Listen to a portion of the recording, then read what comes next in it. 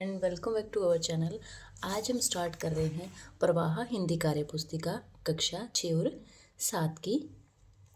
तो इसमें हम स्टार्ट करेंगे आंकलन 6। तो इसमें पहला हमारा प्रश्न है कि नीचे दिए गए गद्यांश को पढ़कर पूछे गए प्रश्नों के उत्तर लिखिए। तो गद्यांश को पढ़कर प्रश्नों के उत्तर देना है। देखिए, हमारी सांस्कृतिक विरासत विश्व की सबसे समृद्ध सांस्कृतिक विरासतों में से एक है। हमारे इस विरासत के खजाने में अनेक चीज़ें शामिल हैं, जैसे स्मारक, महल, बावड़ियाँ, मकबरे, मंदिर, त्योहार, लोक नृत्य, संगीत व कलाएं। इन सभी चीज़ों का हमारे लिए बहुत ही महत्व है। ये सभी चीज़ें हमें अपने पूर्वजों से जोड़े रखती है। ये धरोहर ही हमारे क्रमिक विकास की कहानी कहती हैं। यदि संस्कृति के इन चिन्हों को मिटा दिया जाए तो हमारा ऐतिहासिक गौरव से नाता ही टूट जाएगा। हम अपने पूर्वजों के प्रति कृतघ्न कहलाएंगे, साथ ही स्वयं को अपनी जड़ों से कटा हुआ महसूस करेंगे। अतः हम सबका दायित्व है कि हम अपनी सांस्कृतिक विरासत को बचाए रखें। ठीक है, तो ये हमारा था गद्यांश और इसमें हमें प्रश्नों को ढूंढकर उत्तर देना है। हमारा ऐतिहासिक गौरव क्या है, तो सांस्कृतिक धरोहर क्या है, हमारा ऐतिहासिक गौरव है। तो ये फर्स्ट ऑप्शन करेक्ट हो जाएगा।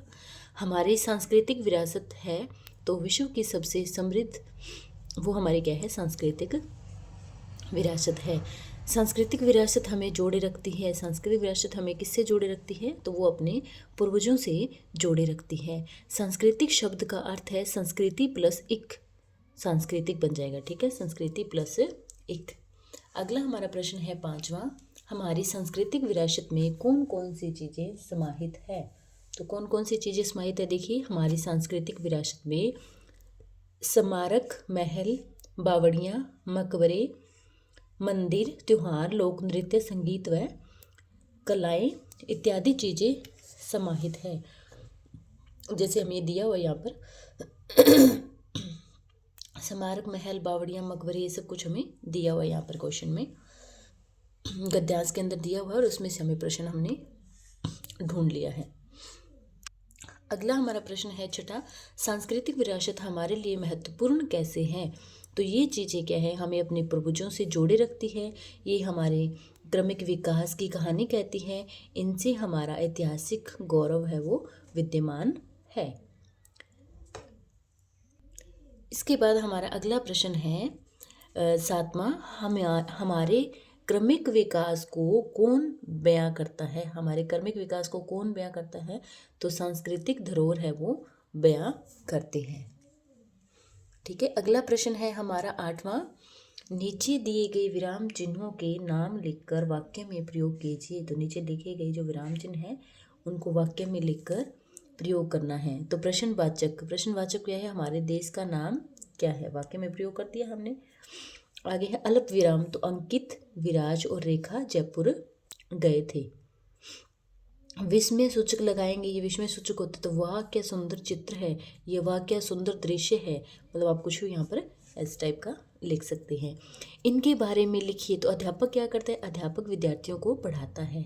ठीक है, कुम्हार क्या करता है, कुम्हार मिट्टी के बर्तन बनाता है। अगला प्रश्न है नीचे लिखे शब्दों के दो दो अर्थ लिखते हुए वाक्य में प्रयोग कीजिए। दो दो अर्थ लिखने हैं और वाक्य में प्रयोग करना है। जैसे आम, आम मतलब क्या होता है, एक तो फल का नाम हो गया, ठीक है, एक ये फल का नाम है, और दूसरा क्या हो जाएगा, आम यहाँ पर एक साधारण आदमी का भी नाम हो जाएगा। यहाँ पर क्या, ये फल है। ठीक है, अगर आप लोगों को एक फल का नाम हो गया और एक क्या हो गया, साधारण आदमी का नाम। तो इसको वाक्य में प्रयोग करते हैं हम, राजेश आम जनता के बारे में बहुत सोचता है, और एक फल का नाम आम फलों का राजा है। ठीक है, अगला हमारा प्रश्न है हल। हल मतलब समाधान हो गया या फिर एक औजार हो गया। तो समाधान का बन जाएगा कठिन प्रश्नों का हल मुश्किल से मिलता है। तो कठिन प्रश्नों का हल कैसे मिलता है, बहुत ही मुश्किल से मिलता है। औजार मतलब क्या है, हल से किसान क्या है, खेत जोतता है। ठीक है, खेत में जो यूज़ करते हैं उसको हल बोलते हैं। तो ये हमारा कंप्लीट होता है आंकलन 6। और अगला हमारा आंकलन है 7। तो देखिए 7 में हमारा पहला प्रश्न है निम्नलिखित कहानी को पढ़कर दिए गए प्रश्नों के उत्तर लिखिए। कहानी को पढ़ना है, प्रश्नों के उत्तर देने हैं। तो गणपत बहुत खुश मिजाज छात्र था। विद्यालय में उसे सभी लोग चाहते थे। वह हर क्षेत्र में आगे रहता था। खेलकूद में हमेशा अव्वल आता था। उसने 66वीं राज्य स्तरीय खेलकूद प्रतियोगिता में स्वर्ण पदक प्राप्त किया। बोलने में उसके पास अच्छे से अच्छे शब्दों का संकलन था, जिससे वह आशुभाषण प्रतियोगिता में भी हमेशा प्रथम ही आता था। उसकी बुद्धिमत्ता के कारण उसे कक्षा नायक बना दिया गया। अब तो उसे पूरी कक्षा के साथी भी मानने लग गए। उसका मित्र सुनील कहता है, हमें खुश रहना चाहिए, जिससे हम सब कुछ जो पाना चाहते हैं पा सकते हैं, गणपत की तरह। तो देखिए, अब हम प्रश्नों के उत्तर देते हैं। खुश मिजाज का अर्थ है मतलब प्रसन्नचित्त। तो सेकंड ऑप्शन है वो करेक्ट हो जाएगा। मित्र का सही समानार्थी शब्द है, तो मित्र का हो जाएगा सखा। ठीक है, सेम शब्द पूछा है ना।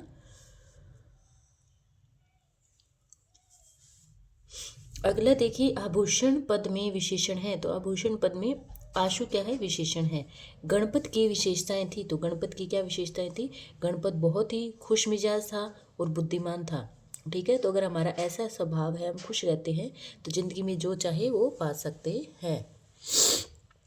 अगला प्रश्न है, इस कहानी में आए संज्ञा और सर्वनाम शब्द लिखिए। तो संज्ञा शब्द है गणपत, छात्र, खेलकूद, राज्य स्तरीय, विद्यालय, लोग, स्वर्ण पार्क, आशुभाषण, कक्षा नायक, मित्र और सुनील। और सर्वनाम कौन कौन से हैं? सर्वनाम है उसे, वह, उसने, उसकी, उसने, जिससे, उसका, हम आदि, ये सारे क्या हो जाएंगे? सर्वनाम शब्द हो जाएंगे। अगला प्रश्न है, देखिए, आप गणपत के मित्र होते तो गणपत के बारे में क्या क्या सोचते? लिखिए। गणपत मेरा मित्र होता तो गणपत के बारे में मैं सोचता कि गणपत एक अच्छा विद्यार्थी है। वह हमेशा अव्वल रहता है। वह हमेशा कक्षा में प्रथम आता है। हम भी गणपत की तरह खुश रहने व कक्षा में प्रथम आने के बारे में सोचते। ठीक है। अगला प्रश्न है 7वां, गणपत को कक्षा नायक किस आधार पर बनाया गया? कक्षा का किस आधार पर? नायक मतलब जैसे अपन मॉनिटर बना देते हैं ना कक्षा में, तो फिर ऐसे ही उसमें भी जो था वो बनाया गया। तो उसकी बुद्धिमत्ता के आधार पर उसे कक्षा नायक बनाया गया। जैसे खट्टा से खटाई, वैसे लड़ना से बनेगा लड़ाई। तो सी ऑप्शन करेक्ट हो जाएगा। कक्षा नायक का विग्रह कक्षा का नायक होता है। तो स्वर्ण पदक का क्या होता है? तो स्वर्ण पदक का स्वर्ण का पदक, कक्षा नायक और कक्षा का नायक, तो स्वर्ण पदक हो गया स्वर्ण का पदक। ठीक है, तो हमारा ए ऑप्शन है वो करेक्ट हो जाएगा। इसी के साथ हमारा कंप्लीट होता है आकलन 7। आगे की वीडियो को देखने के लिए चैनल को सब्सक्राइब करें। बाय।